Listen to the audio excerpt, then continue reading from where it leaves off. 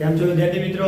આજે આપણે ધોરણ 8 ની અંદર રાશિઓની તુલનામાં જો સ્વાધ્યાય 7.1 ની અંદર દાખલા નંબર 3 જોઈશું. તો દાખલા નંબર 3 ની રકમ 25 વિદ્યાર્થીઓમાંથી 72% વિદ્યાર્થીઓ ગણિતમાં રસ લે છે.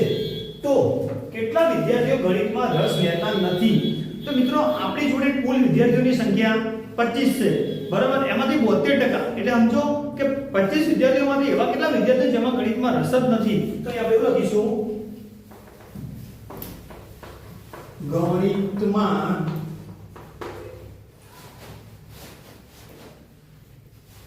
તો ગણિતમાં રસ લેતા વિદ્યાર્થીઓની સંખ્યા. હવે જો અહીંયા આપણે શું કીધું? ગણિતમાં રસ લેતા વિદ્યાર્થીઓની સંખ્યા. હવે એક પહેલી તમે રકમ વાંચો કે 25 વિદ્યાર્થીઓમાંથી 72% વિદ્યાર્થીઓ ગણિતમાં રસ લે. તો આપણે શું કીધું? ગણિતમાં રસ લેતા વિદ્યાર્થીઓની સંખ્યાની લખી આપણે અહીંયા લખીશું વિદ્યાર્થીઓની ટકાવારી બરાબર 72%. હવે આપણી જોડે વિદ્યાર્થીઓની સંખ્યા કેટલી? 25. તો કુલ વિદ્યાર્થીઓની સંખ્યા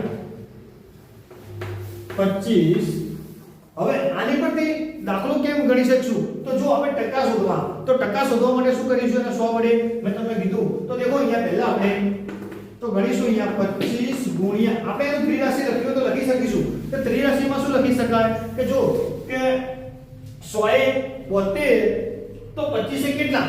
તો આપણે એવું લખી શકીએ 100 એ 72% તો 25 એ કેટલા? તો આપણે ડાયરેક્ટ અહીંયા લખી દઈએ કે 25 ગુણ્યા 72 ભાગ્યા 100. ચલો અહીંયા આપણે એના અવયવ પાડી દઈશું. શું થશે બોલો? અહીંયા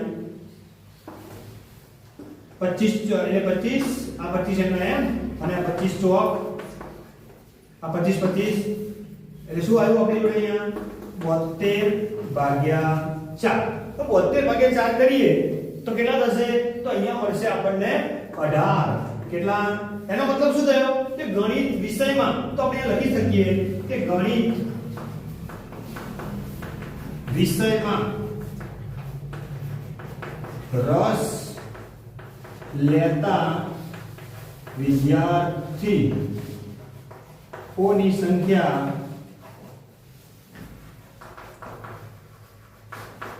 18 છે. હવે ગણિત વિષયમાં રસ નહીં લેતા વિદ્યાર્થીઓની સંખ્યા શોધવાની તો એના માટે એકદમ સિમ્પલ થઈ છે. કેવી રીતે? કે લેવાવાળા જે ગણિતમાં રસ છે એવા વિદ્યાર્થીઓ 18 છે. તો એના માટે શું કરીશું? તો ગણિત વિષયમાં રસ ન લેતા વિદ્યાર્થીઓની સંખ્યા. હવે જો અહીંયા આપણે શું કીધું? ટોટલ આપણી પાસે લેતા વિદ્યાર્થીઓ કેટલા જેને ગણિતમાં રસ છે એવા વિદ્યાર્થીઓ કેટલા? 18. તો નહીં લેતા શોધવાના. તો એના માટે એકદમ ઈઝી થઈ જશે કે આપણી જોડે કુલ સંખ્યા તો લખીશું બરાબર કે કુલ વિદ્યાર્થી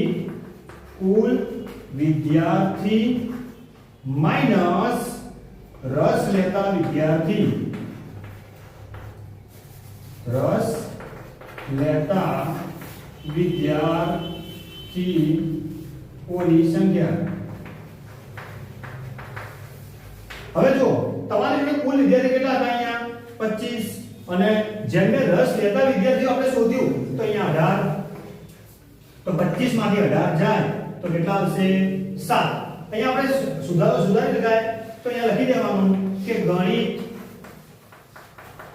વિષયમાં રસ ન લેતા વિદ્યાર્થીઓની સંખ્યા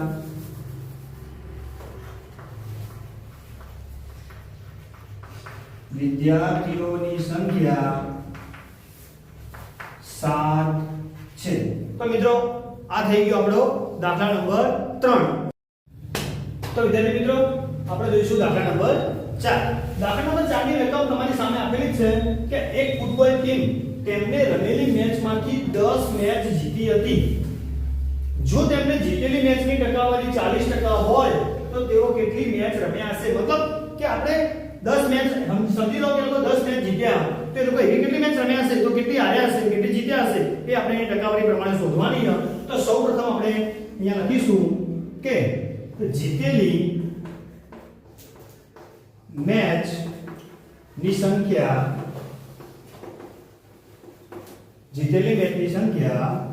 10 છે. ફરીથી લખીશું અહીંયા કે જીતેલી મેચની ટકાવારી કેટલી થશે? 40% છે. હવે આપણે શું લખીશું? દાખલાને ઈઝી કરવા માટે આપણે એક સંખ્યા ધારી લઈશું કે ધારો કે શું લખીશું કે ધારો કે એક ટીમ X મેચ રમી હશે. હવે જો એક ટીમ X મેચ રમી હશે તો આપણી જોડે અહીંયા જીત્યા 10 અને 40. તો આપણે એવું લખી શકાય કે જો 10 મેચ ટકાવારી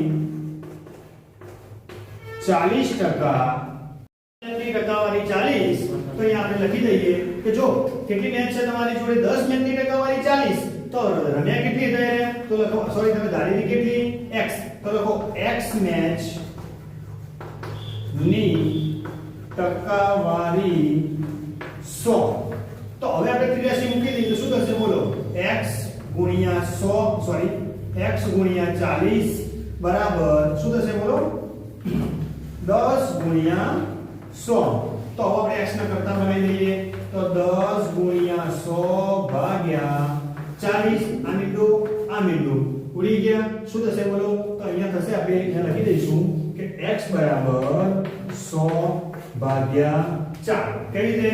કે આ 100 વધ્યા અને નીચે 4 વધ્યા એટલે કે આપણે થશે કે 25 ચોક 100. જો તમારે ઉડાડવા હોય તો અહીંયા કરાય 25 ગુણ્યા 4. આ 4 4 જતા રહ્યા એટલે કે જવાબ આવ્યો x બરાબર 25. તો આપણે લાસ્ટમાં એવું લખી શકીએ, એમને એવું કીધું હતું તો કેટલી મેચ રમ્યા હશે તો લખી શકાય કે એક ફૂટબોલની ટીમ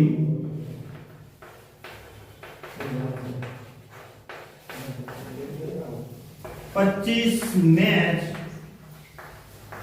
રમી હશે. તો મિત્રો આ થઈ ગયો આપણો દાખલા નંબર 4. હવે આપણે અગાઉના વિડિયોની અંદર દાખલા નંબર 5 જોઈશું.